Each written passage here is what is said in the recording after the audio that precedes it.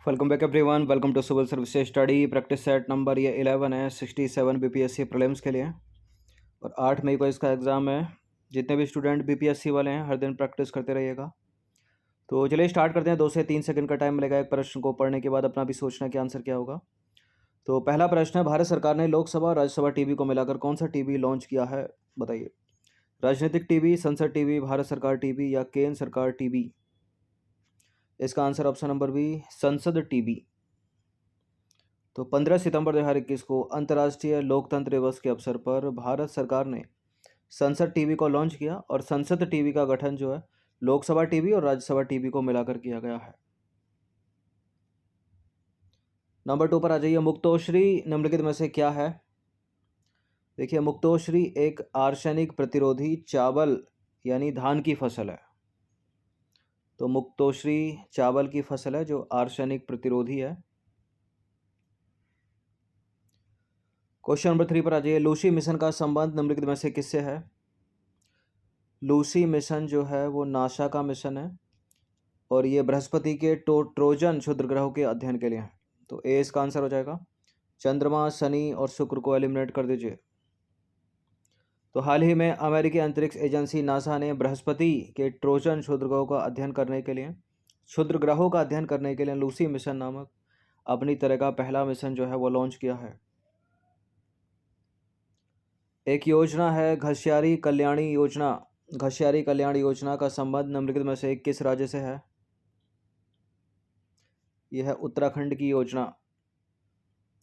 तो घसियारी कल्याण योजना का संबंध है उत्तराखंड राज्य से और हाल ही में जो है केंद्रीय गृह मंत्री अमित शाह के द्वारा उत्तराखंड के अपने 1 दिवसीय दौरे के दौरान उन्होंने मुख्यमंत्री घसियारी कल्याण योजना की शुरुआत की वहां पर, और साथ ही राज्य के समस्त 670 बहुउद्देशीय प्राथमिक कृषि ऋण सहकारी समितियों का जो है कंप्यूटरीकरण का कार्य भी जो है उन्होंने किया।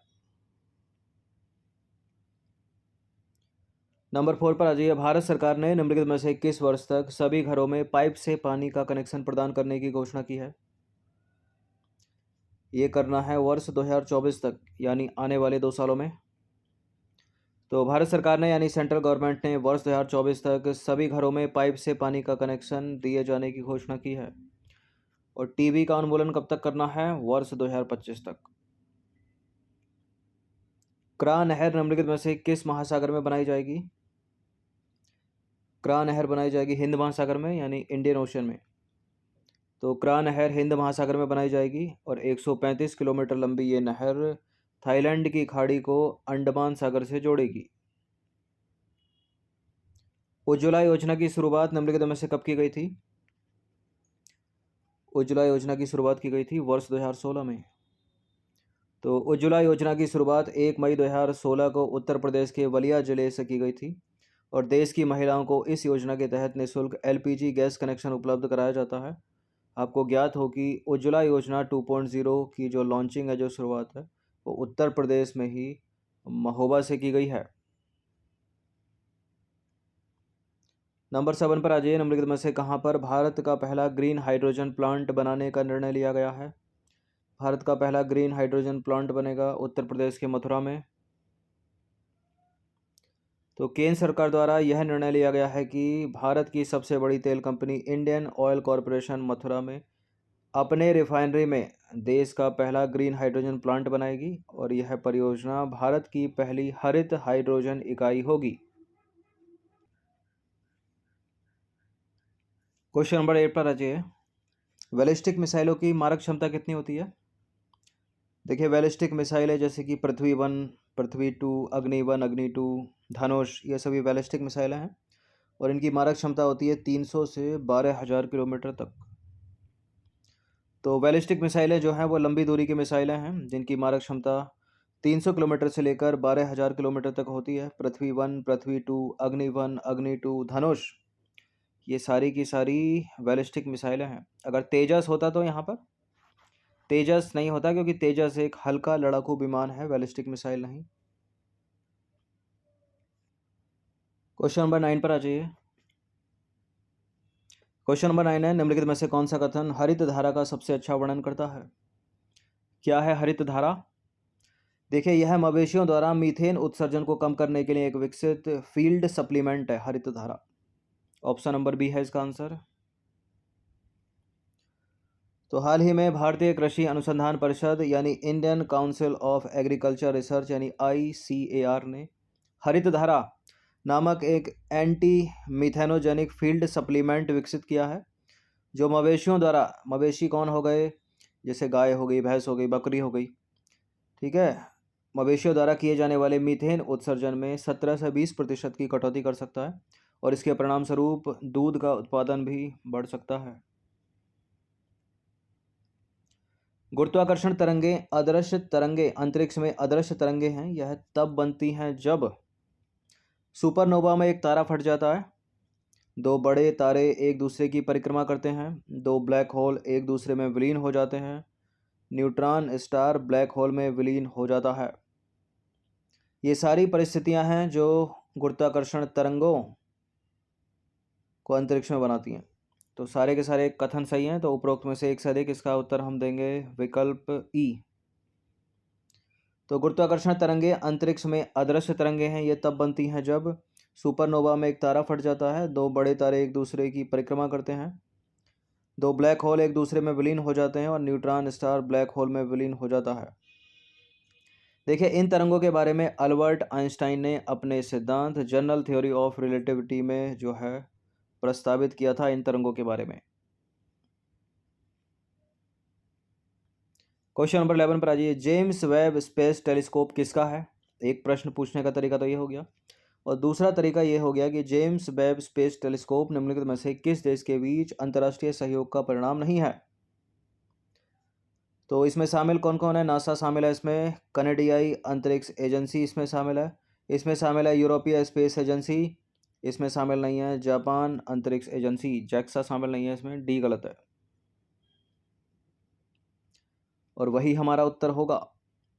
तो James Webb space telescope national aeronautics and space administration NASA का सबसे शक्तिशाली इंफ्रारेड टेलीस्कोप है।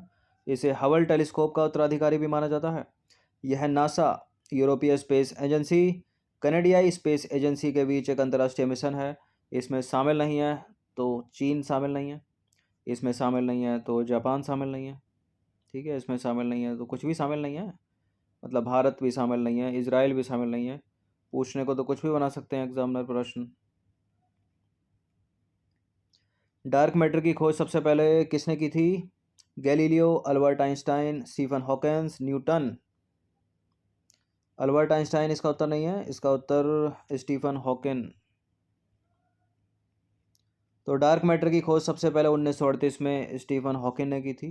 देखिए, डार्क मैटर जो है वो पूरे ब्रह्मांड में फैला हुआ है और ऐसा माना जाता है कि पुराने ब्लैक होल जो ब्रह्मांड के प्रारंभिक युग में बने थे डार्क मैटर का स्रोत हैं, और ऐसा भी माना जाता है कि डार्क एनर्जी के साथ मिलकर ये डार्क मैटर इस ब्रह्मांड का 95% से अधिक भाग का निर्माण करता है और इसका गुरुत्वाकर्षण जो बल है वो हमारी आकाशगंगा में तारों को दूर जाने से रोकता है। चलिए क्वेश्चन नंबर 13 पर आ जाइए। मंगल ग्रह के बारे में कौन सा स्टेटमेंट गलत है?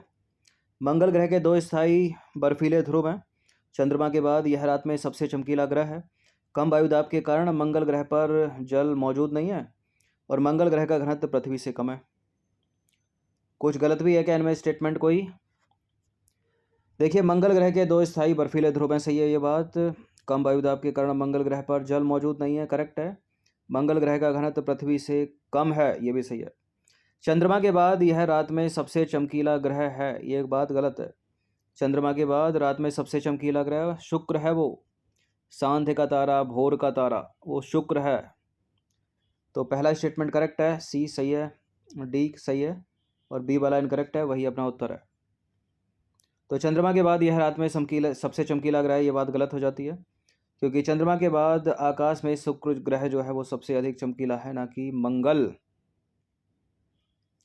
नंबर 14 पर आ जाइए। निम्नलिखित में से किसे आमतौर पर टूटता हुआ तारा कहा जाता है? टूटता हुआ तारा कौन है? क्षुद्र ग्रह, उल्कापिंड? टूटते तारे हैं उल्कापिंड। तो पृथ्वी के वायुमंडल में प्रवेश करने पर घर्षण के कारण उल्कापिंड जो है रोशनी उत्पन्न करके जलते हैं, यही टूटते तारे हैं। समुद्री भूपरपटी में कौन सी चट्टानें पाई जाती हैं? समुद्री भूपरपटी में इनमें से कौन सी चट्टानें पाई जाती हैं? ग्रेनाइट, बेसाल्ट, आग्नेय चट्टानें या मेटामॉर्फिक चट्टानें, बताइए। इसका उत्तर है ऑप्शन नंबर बी, बेसाल्ट चट्टानें। तो महासागर की सतह पर बेसाल्ट चट्टानें पाई जाती हैं, जबकि आग्नेय चट्टान, मेटामॉर्फिक और अपसादी चट्टानें महाद्वीपीय परपटी पर पाई जाती हैं। ग्रेनाइट एक किस्म की आग्नेय चट्टान है। स्लेट निम्नलिखित में से किसका उदाहरण है? स्लेट हो गई, नीस हो गई, ये सब रूपांतरित चट्टानें हैं। रूपांतरित या कायांतरित, ठीक है, एक ही बात है। तो नीस हो गई, सिस्ट हो गई, मार्बल हो गई, स्लेट हो गई, ये सब रूपांतरित या कायांतरित चट्टानें हैं। नंबर 17 पर आ जाइए। अक्षांश रेखा का 1 मिनट कितना होता है? 1 डिग्री, 1 मील, 1 नॉटिकल मील या 1 मैक? अक्षांश रेखा का 1 मिनट होता है 1 नॉटिकल मील, ऑप्शन नंबर सी। तो 1 नॉटिकल मील 1.852 किलोमीटर के बराबर होता है। नॉटिकल मील या समुद्री मील लंबाई की इकाई है और यह अक्षांश रेखा के 1 मिनट के बराबर है। सवाना क्या है? सवाना के बारे में आपने तो पढ़ा होगा। अफ्रीका का ही है जो भी कुछ है, ठीक है। तो अफ्रीका किसमें? साउथ अमेरिका को हटा दीजिए, साउथ अमेरिका को हटा दीजिए। तो अफ्रीका का ये उष्णकटिबंधीय घास स्थल है। समशीतोष्ण को हटा दीजिए, सी है इसका आंसर। तो अफ्रीका का उष्णकटिबंधीय घास स्थल है सवाना। तो सवाना अफ्रीका का उष्णकटिबंधीय घास क्षेत्र है और इस क्षेत्र में पेड़ पौधे व झाड़ियाँ भी पाई जाती हैं। क्वेश्चन नंबर 19 पर आ जाइए। तीसरे विश्व के देश से अभिप्राय किन देशों से है? तीसरे विश्व के देश से अभिप्राय है अल्प विकसित एवं विकासशील देशों से।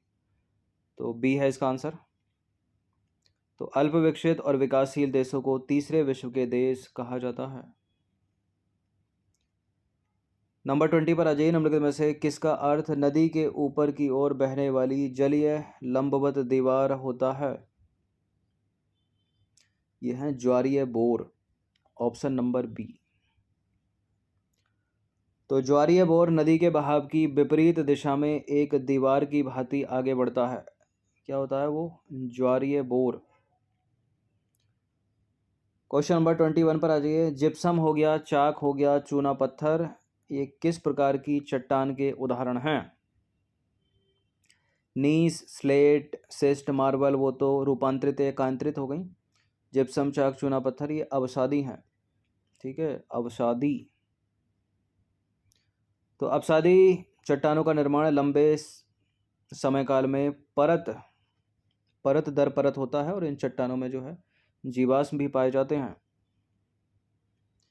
नंबर 22 पर आ जाइए। निम्नलिखित में से किस पारिस्थितिक तंत्र में शुद्ध पौध उत्पादन सर्वाधिक है? वैसे तो उष्णकटिबंधीय सदा हरित वनों में या वर्षा वनों में होगा, लेकिन इनमें से हमको बताना है। तो इनमें सबसे ज़्यादा हो जाएगा समशीतोष्ण वनों में, ठीक है, वन में होगा, चरगाह में नहीं होगा। तो ऑप्शन नंबर इसका आंसर हो जाएगा बी। तो समशीतोष्ण वन उत्तरी गोलार्ध व दक्षिणी गोलार्ध में पाए जाते हैं और इन क्षेत्रों में 350 सेंटीमीटर वर्षा जो है वो प्रतिवर्ष होती है। क्वेश्चन नंबर 23 पर आ जाइए। निम्नलिखित में से किस देश को विश्व का चीनी का कटोरा कहा जाता है? किसको कहा जाता है? क्यूबा को कहा जाता है। कई बार प्रश्न एग्जाम में पूछा हुआ, रिपीटेड है। तो क्यूबा जो है वो कैरेबियन सागर के समीप स्थित है और यह देश चीनी उत्पादन के लिए प्रसिद्ध था, परंतु पिछले कुछ समय में क्यूबा का चीनी उद्योग जो है काफ़ी कम हो गया है। नंबर 24 पर आ जाइए। वेरिंग जलडमरू मध्य निम्नलिखित में से किसे अलग करता है? वेरिंग जलडमरू मध्य अलग करता है उत्तरी अमेरिका और एशिया को, ठीक है, यानी ऑप्शन नंबर बी है इसका आंसर। और जो बास जलडमरू मध्य है वो ऑस्ट्रेलिया तस्मानिया को, ये भी पूछा था एग्जाम में। तो फिलहाल बी है इसका आंसर। तो वेरिंग जलडमरू मध्य प्रशांत महासागर में रूस यानी एशिया हो गया और संयुक्त राज्य अमेरिका के बीच स्थित है यानी उत्तरी अमेरिका। क्वेश्चन नंबर 25 पर आ जाइए। 25 प्रश्न थे इसमें। जेट स्ट्रीम निम्नलिखित में से किसका उदाहरण है? क्या है जेट स्ट्रीम? जलधाराएं हैं, वायु राशियां हैं, ध्रुवीय हवाएं हैं या फिर हवाएं हैं केवल? जेट स्ट्रीम जो है वायु राशियाँ, सबसे अच्छा उत्तर विकल्प बी होगा यहाँ पर। तो देखिए जेट स्ट्रीम जो है वायुमंडल में तीव्र गति से बहने वाली वायु राशि है और यह समुद्र तल से 30,000 फीट से ऊपर की ऊंचाई पर प्रवाहित होती हैं। तो विकल्प संख्या वी जो है सही उत्तर है इसका। तो ये 25 प्रश्न थे बीपीएससी के प्रैक्टिस टेस्ट 11 से। इनकी प्रैक्टिस एक बार कर लीजिएगा। धन्यवाद। और इन टेस्ट की आप पीडीएफ विद एक्सप्लेनेशन के साथ प्राप्त कर सकते हो। डिस्क्रिप्शन बॉक्स में मेरा नंबर है, उस पर कॉल या व्हाट्सअप करके। धन्यवाद।